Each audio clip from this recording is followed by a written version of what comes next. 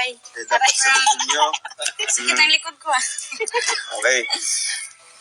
Ito na lang.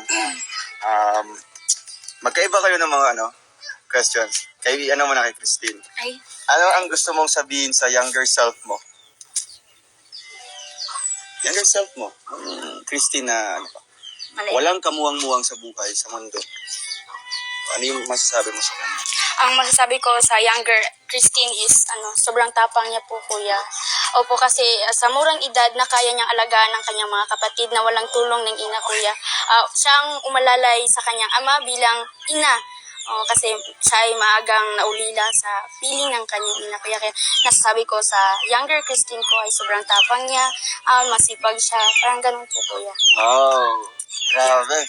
So, talagang proud na proud ka, no? Yes. So, this the result of your, yung mga ginagawa mo dati. So, kung ano ka ngayon, matatag ka, matibay ka. Yan yung bunga ng pagsisikap mo dati, ng younger version of yourself. Diba? So, you just be proud of yourself. At yan yung, yun yung dala-dala mo talagang experience na talagang no one can erase that. No? No one can replace that. Nice answer. For Jingjing naman. Jing? Grabe. So, ano ang dahilan kung bakit patuloy kang lumalaban sa buhay? Anong dahilan? Anong dahilan? There's so many reasons. Yung pinaka talaga. Highlight. Oo. Nako. Ang dami. Kasi, yung isa lang. Ito pa, yeah. I will repeat the questions. Ano ang dahilan kung bakit patuloy kang lumalaban sa buhay? Ang dahilan ko po, kuya, is... Use the microphone.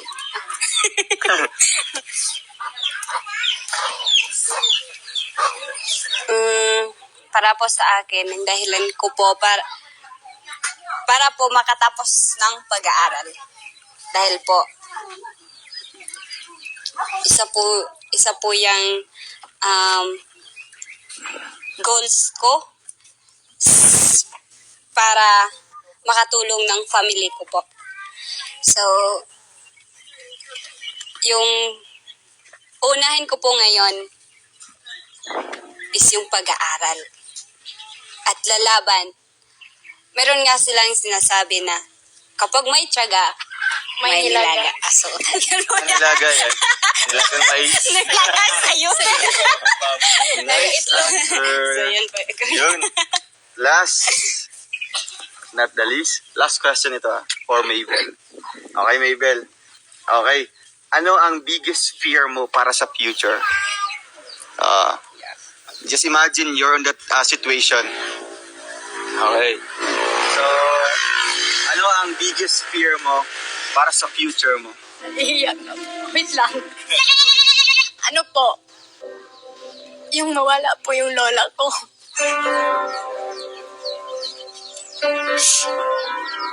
Gusto ko po kasi na pag nakamit ko na yung pangarap ko, gusto kong padama sa kanya yung buhay na hindi kagaya ng buhay namin noon. Gusto ko po na matulungan siya po. Gusto ko po makasama siya sa pag-graduate ko po.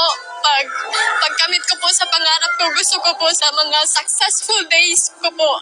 Nandyan po siya sa tabi ko dahil she's the one na nag-alaga po sa akin na bata pa po ako. And then, there's a lot of trials that we face together, and then I am very thankful to her dahil kung wala siya po na nag-alaga sa akin noon, I am not here now. And yun po, kuya, yung pinaka-biggest fear ko po na mawala po siya sa piling ko po. Wow, bro. Yes, ito naman. Gusto natin, kaya tayo nagsusumikap sa buhay para sa kanila, no? Para pagdating ng panahon, yung sacrifices na ginagawa nila sa atin, is makapagbigay ng pagsupli tayo. So, kailangan na andun pa rin sila sa sa victory days natin. Wala kasi ako Ang nakita sarap ng sa lola. piling yan, Wala David. akong lola. Na Ano ba? kasama mo Ang sila mismong lola ko sa talaga wala graduation mo, akong dun sa, ah, dun sa pangarap mo na nakikita or sabi mo, you naabutan can na provide lola na na for them. lumaki ako. Not No? in terms of Siguro, money, wala but pa the ako, happiness. hindi pa ako na, Diba? Kasi iba naman talaga kapag hindi yung pa ako happiness lumabas kapag at kaya na nakamit mo yung pangarap mo, tapos andyan pa rin sila. wala na akong lola. So, ano na lang, Kaya hindi ako naranasan na may lola. is, kasi hindi naman talaga natin hawak yung buhay natin. Always pray to God. Hindi ko naranasan na may Nakabaan ko lola, yung guys. buhay niya, Kaya, nila, sarap siguro sa parents parents mo kapag din. may lola ka. para pagdating ng panahon na successful na tayo, kaya mo na silang i-spoil ba? No? I-spoil na kung ano yung mga dating buhay nyo. May paramdam mo, may padama mo sa kanila. Yung buhay na, ay ganito pala yung buhay na, may kakainin palagi. Ito pala yung buhay Ito na yung lagi kong may pinapanood pag-shopping na na sila may sa mga tawa, ganitong naiyak. shopping malls. Di ba? Grabe. Kaya, Napaka, ako nadali. napaka-suitable ng question sa'yo. No?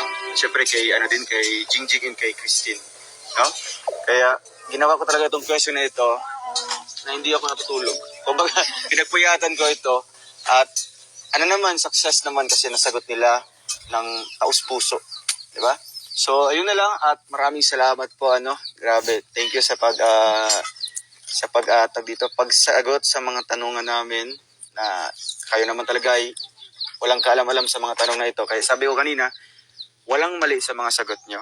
No? It's either to them kung tatanggapin nila or kumbaga i-hate ka nila. At least nagsalita kayo, came from the heart. No? Kasi wala namang maling sagot kapag galing sa puso. No? So last, na lang message, Kuya Vic? Meron ba siyang abangan sa nito? Grabe, Siyempre, abangan natin yung Christian, pag-graduate ni Mabel someday, si Jingjing din. Si Jingjing, ngiti-ngiti lang yan eh, pero yan. Malapit. Pero wag yung gawin mo yung zone na. Hindi maganda yun. Basta lang, advice ko rin sa inyo na wag natin kalimutan lagi si God. Kasi siya yung nagbigay natin siya yung nag-guide sa atin palagi. Siyempre yung parents natin, always nag-comfort din sa atin. At siyempre yung pag-aaral, pagiging scholarship ni Dodong Roel. At hopefully yung loyalty ninyo andon kay Dodong. Yun lang naman eh. Yun lang maipalik natin doon sa mga nag-sponsor sa inyong scholarship. Diba? So, yun po. Abangan ninyo ang Christian. So,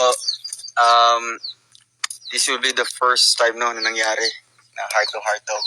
At hopefully na masundan pa ito. No? Kumbaga yung mga question is talagang related din sa mga pangyayari sa inyo.